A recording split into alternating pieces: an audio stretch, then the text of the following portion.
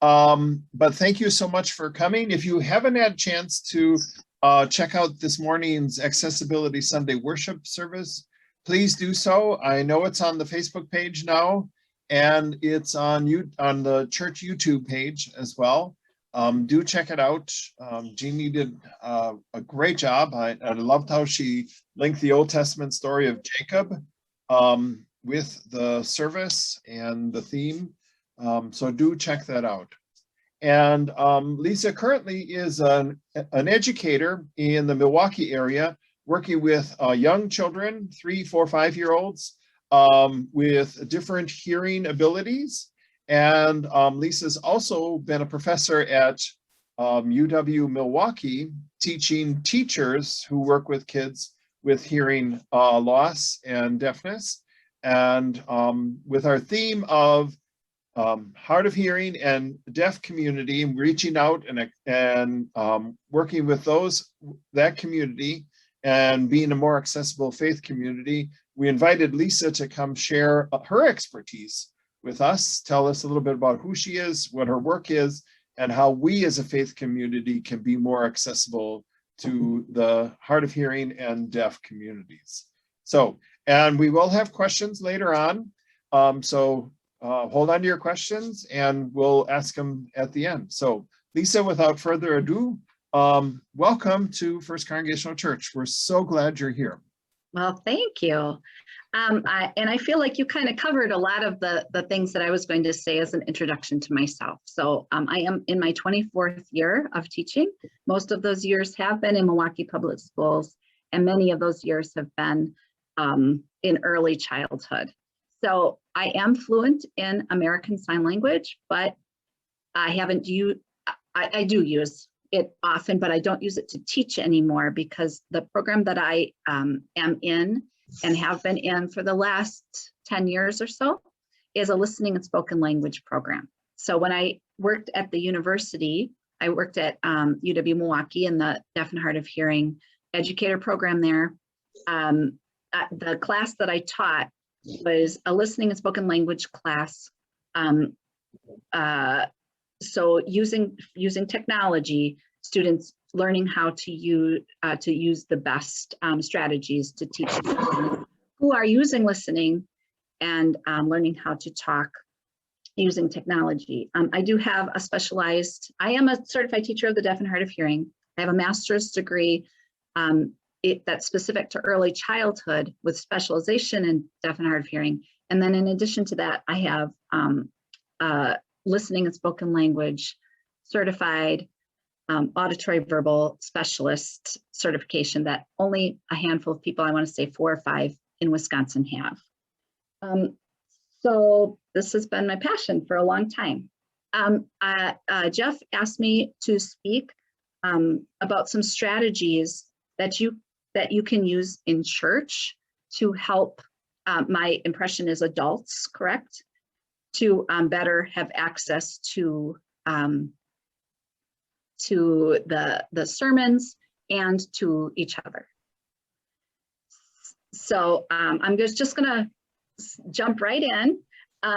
So what I teach the regular education teachers and parents of my students is that if you think about what is good for everybody, or what is good for deaf and hard of hearing students is also good for everybody. So we call that universal design, where these are strategies that if you implement them, they will be really good for people with hearing loss, but they will also be good for everybody. Because especially now with everybody wearing masks, I'm sure you all have had some experience in what it's like to have a hearing loss, because we rely so much on lip reading that we don't even realize. So the first thing I didn't see in Zoom, so I usually use Google Classroom for my video, and that has an option where you can do closed captioning. That isn't on Zoom, is it? Or am I just missing it somewhere? I don't see it on my end. I don't see it as an option. So that is one thing that I would recommend. I mean, you can't do it here, but here today, but that is something that is good for video chats is when you do a live closed captioning, it's words that run across the screen. There's no punctuation and the grammar is imperfect, but usually the message is helpful. And that's one thing that Google Classroom or Google Meets has that we have at our school. We're not doing virtual learning right now, but when we did, that was helpful for the older students. So when we talk about people with hearing loss and their communication, there is a continuum of what people need, from fully auditory, follow the line, all the way to fully visual. So that's both receptively, so how people get the information, and expressively, how they express themselves. So right now, I put my hands down, I am, well, actually you can see my face. So we're like somewhere in the middle. Auditory would be if I turned off my video and you can only hear me, you cannot see me, I'm not showing you any visual information. If I turn on my video, you get some information. If I'm using my hands, you get some more visual information.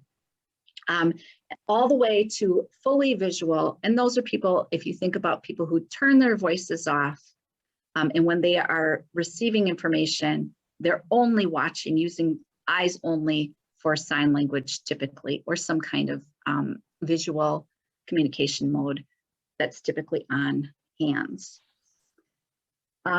So some strategies that you can do, I would say that the very first thing is, if you know that somebody has a hearing loss, always ask them what they are most comfortable with, because there's just such a range of people with minimal hearing losses all the way to profound hearing losses, and people who use listening and spoken technology, listening and spoken language with technology to great benefit, to not so great benefit, to really relying on visual information a lot. So I'm going to give you information that are, like I said, universal ideas, universal design ideas, but it's a good idea to always ask people what they think is going to help them the most. The very first thing I would say is always minimize background noise. So if you are speaking, try to make sure that there's not music in the background or other background noise. So if you are talking one-on-one with somebody, maybe take it to a smaller room. Like the sanctuary is such a difficult place for people with hearing loss to hear in. And when I say hear, they can hear it, but they can't listen with comprehension. What we want is people to be able to listen with comprehension. They're going to hear it all. And depending on what kind of technology they're using, hearing aids have a range of ability to filter out background noise. Some of the best hearing aids that people are getting today have this great ability to filter out background noise. But if hearing aids are, a few years old or really old, or if they aren't programmed appropriately, that background noise is just going to be part of the garble that people are listening to. So minimize background noise. Second one, I would say, is preferential seating, sitting in the front. And that way they have access to all the visual information as well. So some people don't feel comfortable right in the front row, but towards the front is the best place for people with hearing loss, so that they can see as much visual information as possible. So this next one is really more about one-on-one conversations. Get closer, not louder. So when I talk about that background noise, like, so if they're listening to you getting loud, they're hearing you, but they might not be listening with comprehension.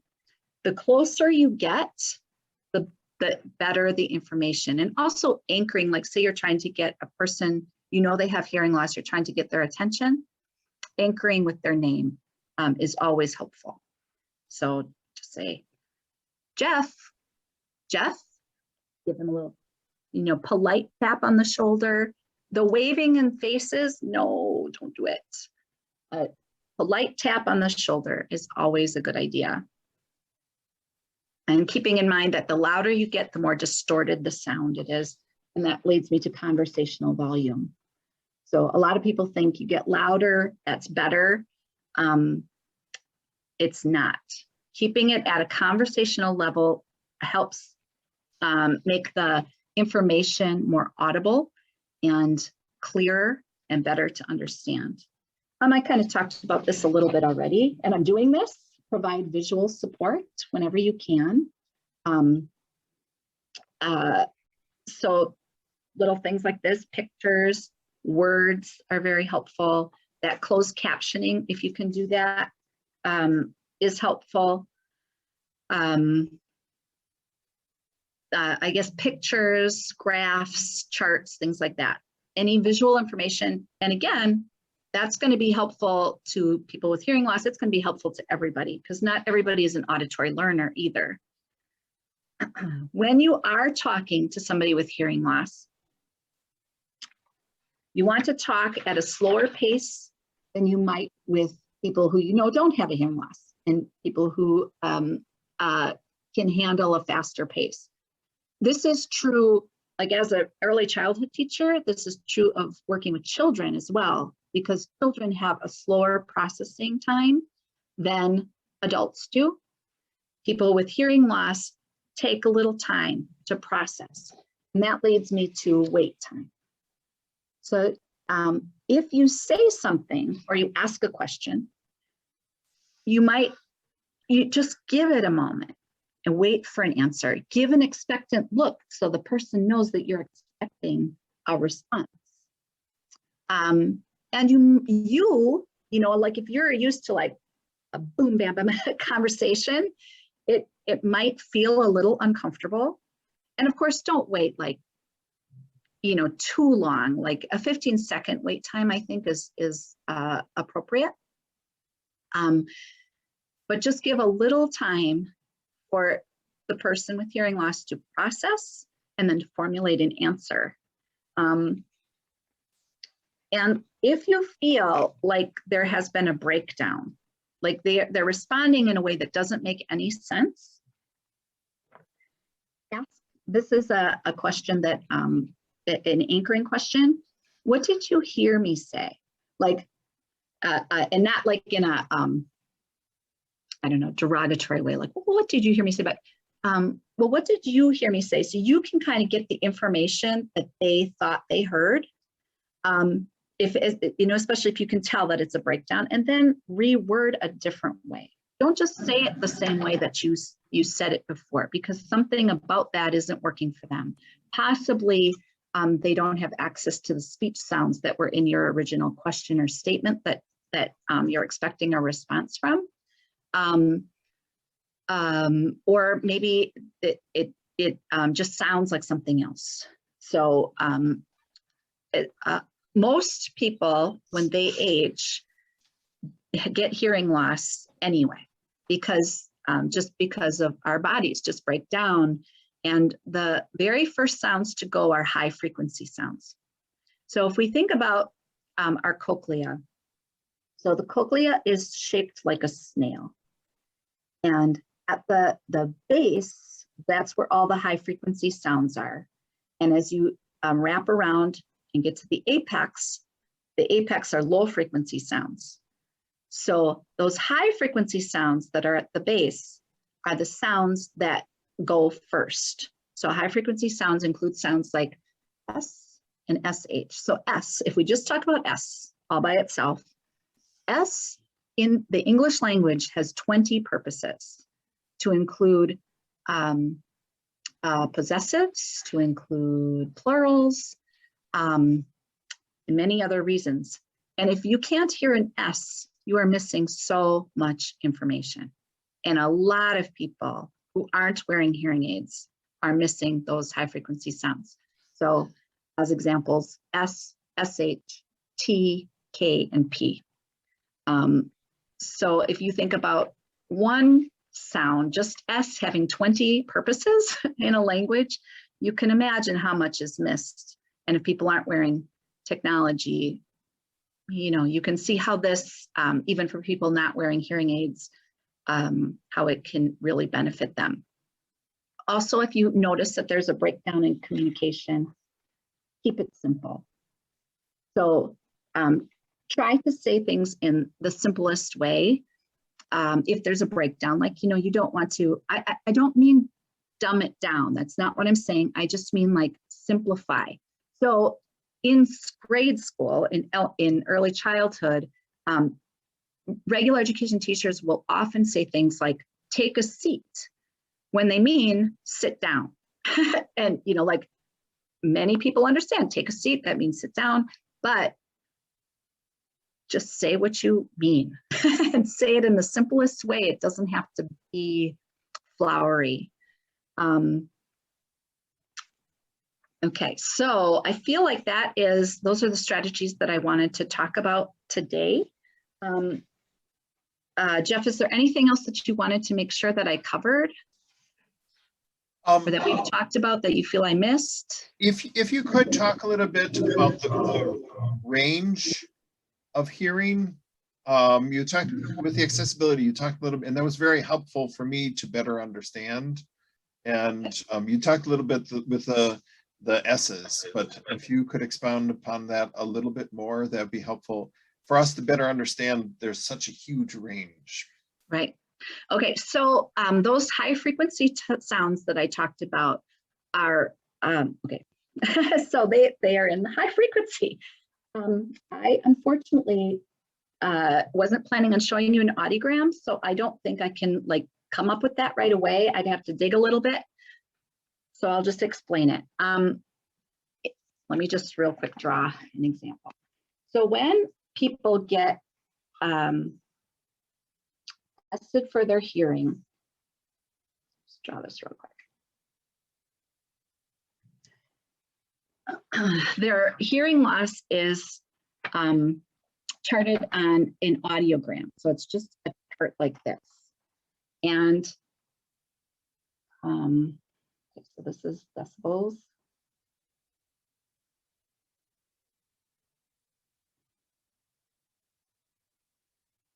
Okay, so across the top, it's going to be frequencies of sound.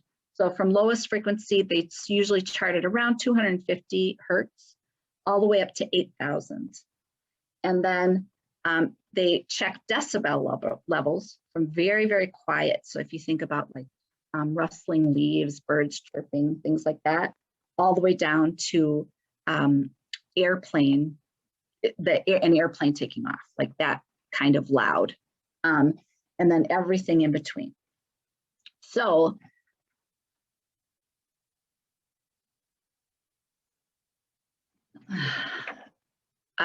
when a person is tested, the optimal place that people want to be is called the speech string bean or speech banana.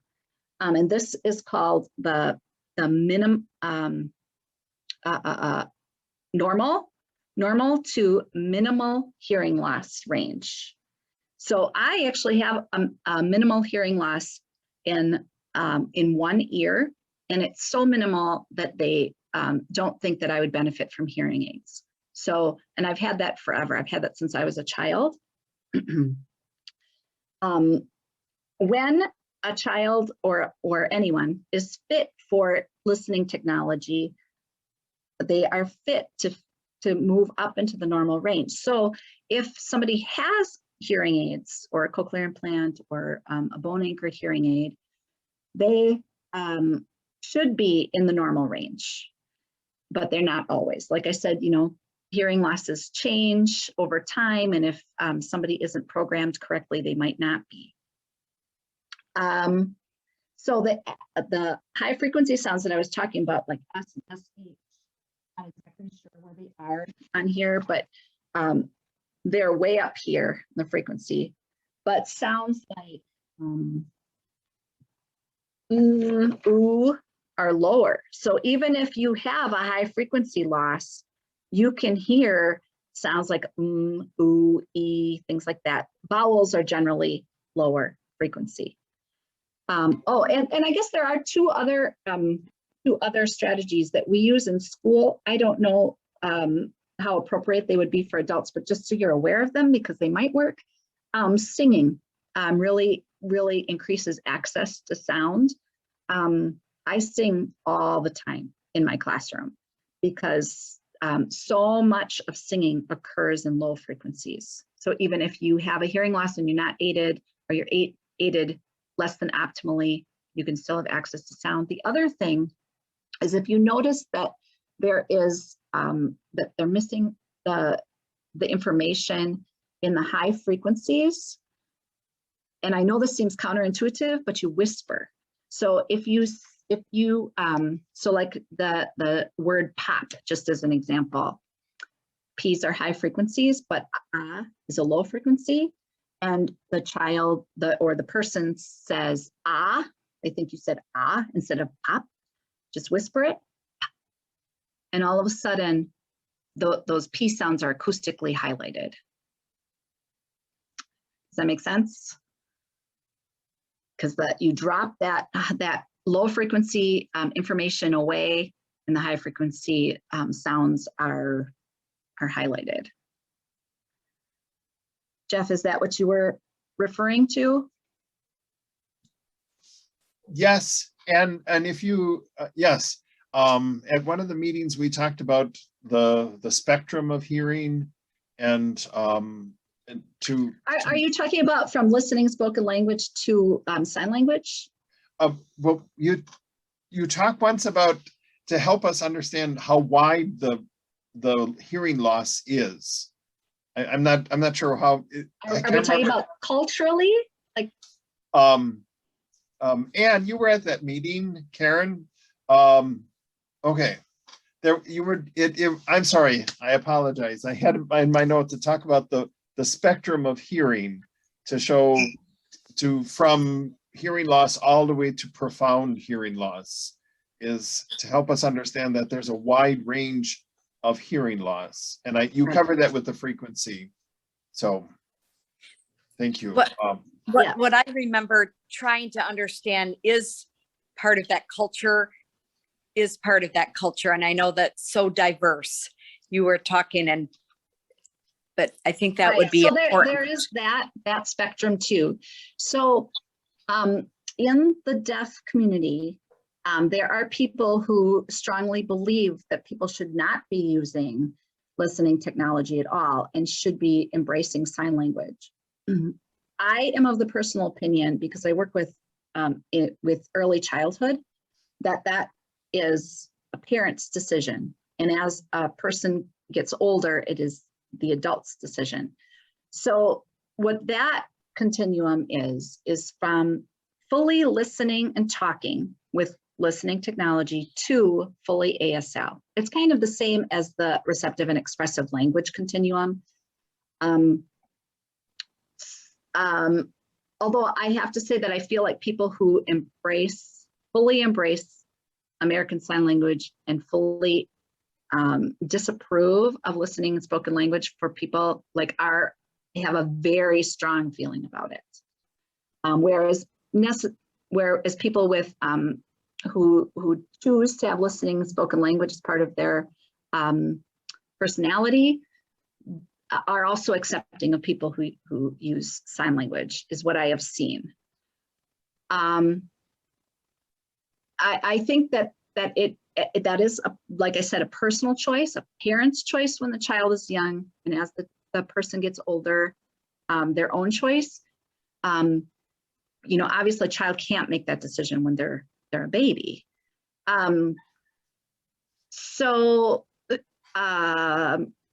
I'm not sure exactly where I'm going with this, except that, even though I personally don't teach using American Sign Language right now, I totally respect the decision that people make to use American Sign Language. I guess I'm saying this mostly to just let you know that that's out there, that there is some resistance to technology with some people. And in my opinion, that's okay. I really think live and let live as far as that goes. I have been at a conference, listening spoken language conference, where a group in Washington, D.C., where Gallaudet University is. So that's the only school in the United States that specifically, or only university, I should say, that specifically works with people who are deaf and hard of hearing. And protesters did come in our workshop and, protested our being there.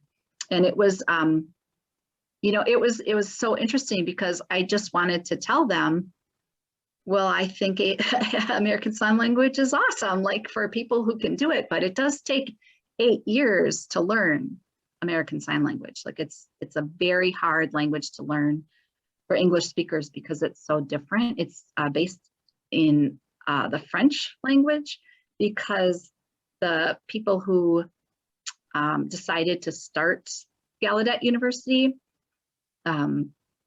Lawrence Clerk was the name of the man who traveled across the ocean with Gallaudet and taught him French Sign Language on the way over. And that is why our sign language is it's more like French than it is like English.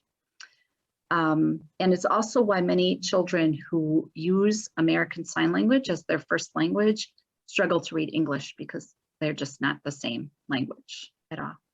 Anne, I see your hand. Yeah, I was just going to say, I have training in teaching English as a second language. And in the course of my studies for that, I read a book about sign language, a great book about the history of sign language. But one of the points that we realized in the course of this was that the battle over signing or oral communication is identical to all the battles over any kind of bilingual education. You have parents who say, how dare you take away my child's language? You have parents who say, you must teach my child English, he'll never function without it. And then in addition, with deafness, you have children who are born deaf to hearing parents. And then the hearing parents have to learn sign language if they're going to support their child. And so it's just very complicated and very emotional. Mm-hmm. And so you get people who feel very strongly one way or the other. And, people need to sort of say, look, everybody makes the decisions that are right for their family. Exactly. But not everybody's in that place. Right. About that. So, yes. And, and it is a hard decision. And, this is true of any family that has a child with a disability. Parents go through a grieving process because their dreams have to change. And so, and this is true when people find out that they have a hearing loss or realize that they are losing their hearing. There is a grieving process that people go through. And some people go through it quickly, and some people take more time.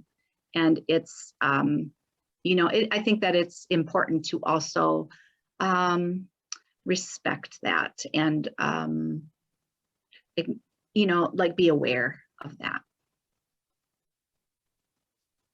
Okay, thank you for that. I mean, in the class I was taking, I learned, my eyes were opened up to a new culture, the deaf and hard of hearing culture. And the instructor made comments, who is, she can hear some, but is in a family of profoundly deaf brothers and sisters and her parents.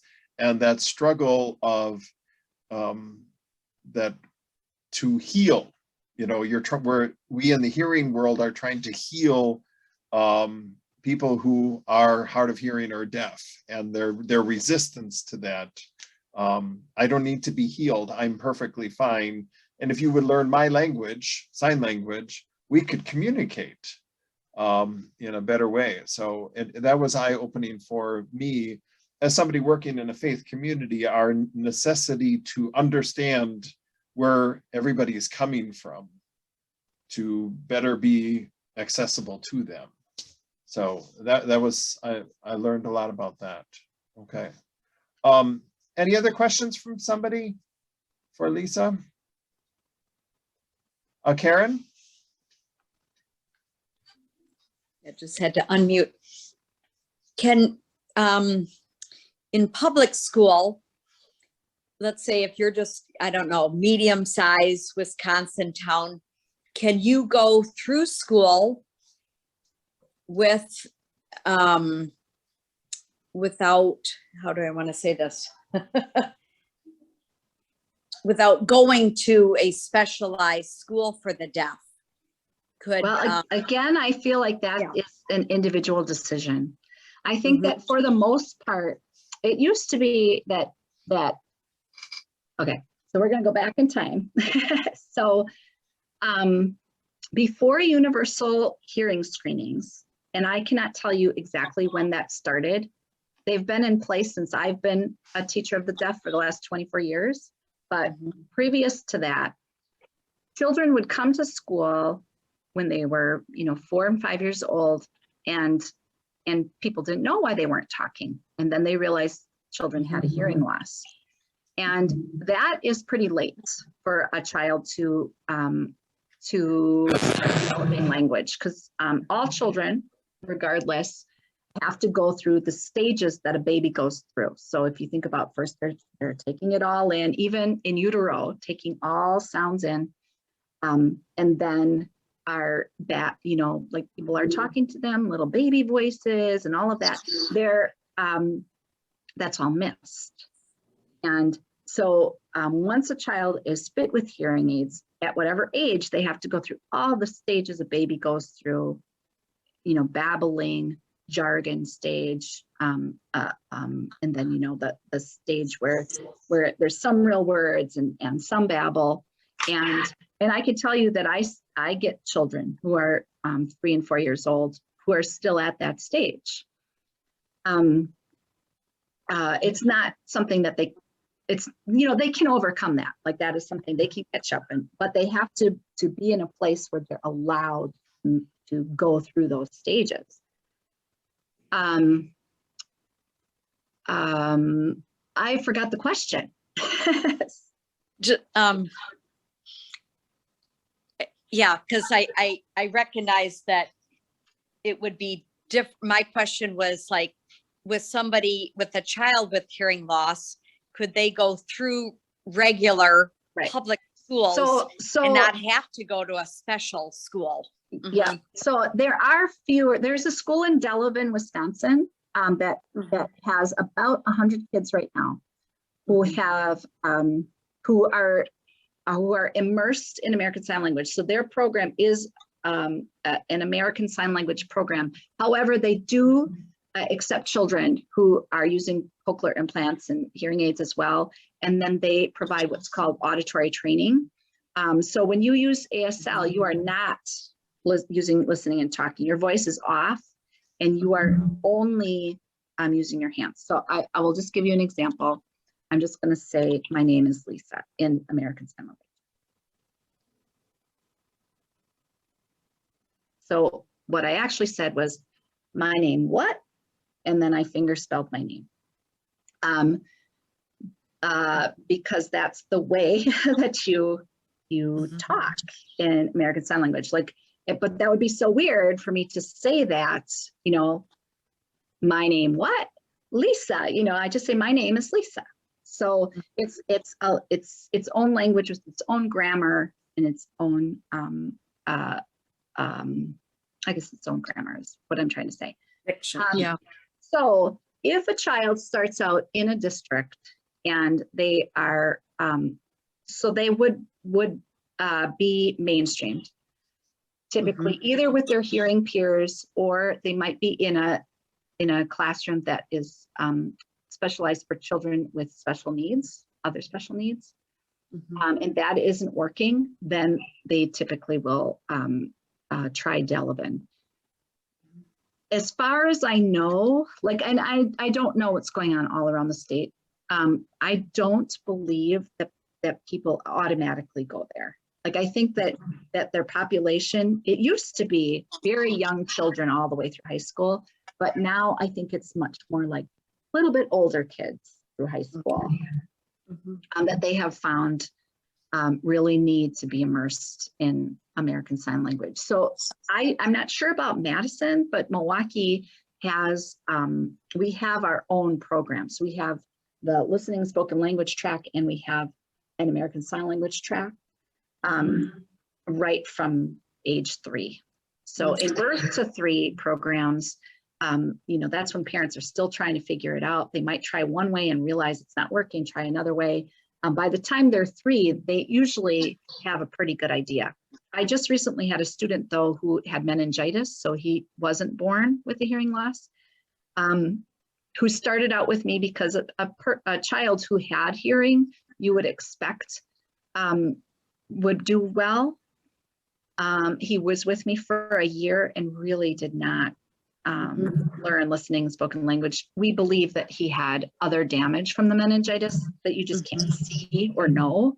In brain, maybe in the brain. Exactly, because you have to process. It's all processed in the brain. So he just recently was moved to the Milwaukee Sign Language School. So in fact, he's only been there a week. So this is a very recent thing. So you know, like I said, we really try to make the best decision. We could be wrong, or we might have to change if hearing loss changes or whatever, or if the child themselves decide, you know what, I want to learn American Sign Language now. The important thing is that they have a language. I mean, it really doesn't matter to me personally what language it is, but to have a basis in all language is going to help a child be more successful. Like, say they want to then learn American Sign Language, or they know American Sign Language and want to better use their listening technology, they're going to be more successful because they know what language is. If a child doesn't know that and all they do is scream and cry and maybe point or gesture to get their way, that's not, I mean, it's a communication, they have communicative intent, but they don't have language. And that's what we're going for. So. Okay. Yeah, thank you.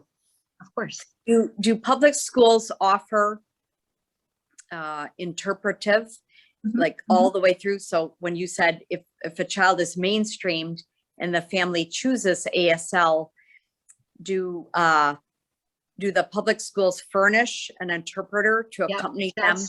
So that is, if it is in a child's individualized education program, their IEP, then yes, it's required by law if that's the case. I have to say though that, you know, like in Milwaukee, we have such a large population that it is pretty normal. Like if you go to the Milwaukee Sign Language School, like even the hearing kids are using sign language there. You know, like it's a normalized thing. I think that what is too bad in rural areas, or, you know, areas where there's only one child with hearing loss who uses American Sign Language, is they're very isolated. And there are, you know, other children who might want to learn American Sign Language, but they don't generally have programs. You know what I mean? It can be a very isolating life.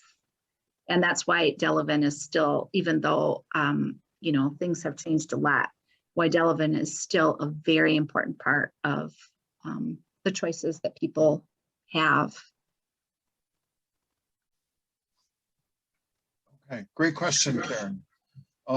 Anybody else thoughts or questions for Lisa?